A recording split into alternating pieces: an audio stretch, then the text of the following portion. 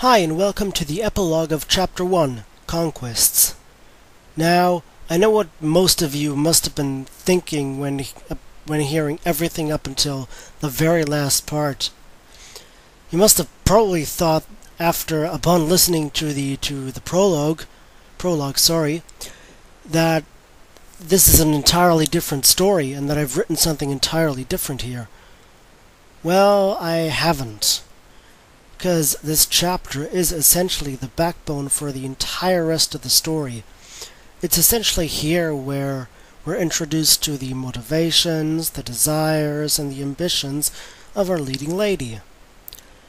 We find out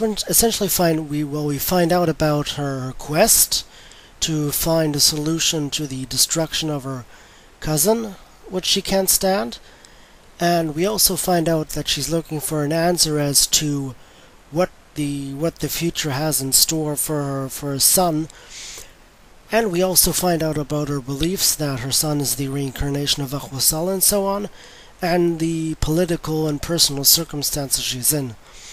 So, and every point raised in this chapter is going to resolve itself in the upcoming chapters, or might even be a point of arc significance for the plot in some chapters.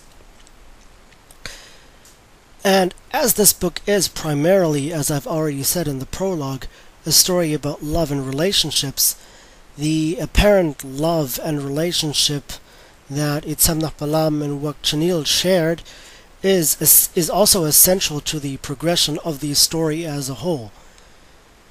And that's also the alluded attraction, or Wak Chanil's alluded attraction to women. But I'm not going to spoil anything here.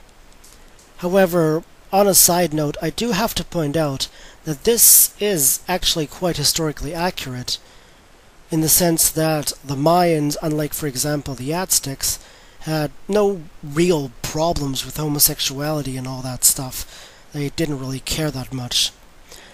Although I do have to say that the relationship between Itzamnach Balam and Wak Chanil is done. I did this solely for dramaturgical purposes, although given that Ikhol, Itzamnach Balam's wife mentioned in this story, is from Calakmul, or from Ka'an as they called it, it's not that silly to assume that the two never met. They probably did meet on some occasions.